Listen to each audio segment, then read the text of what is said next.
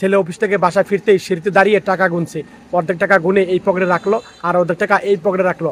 আর তারপর সে রুমে যাবে, কলিং বেলটা বাজালো। আর ভিতরে কলিং বেলে আওয়াজ পেয়ে তার বউ দরজা খুলতে আসলো।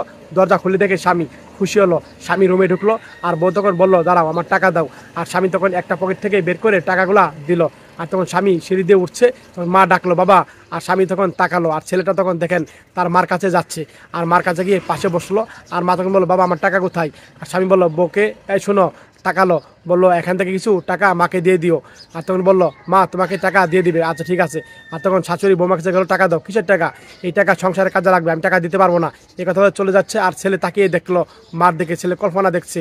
ছোটবেলা মা আদর যত্ন করে ছেলেকে লালন পালন করেছিল, আর বিয়ের আগে ছেলে প্রতিদিন মাকে টাকা দিয়েছিল। এই কল্পনা দেখলো। আর তখন দেখেন মা কান্না করছে, আর দিকে তার বউ বাইরে যাচ্ছে।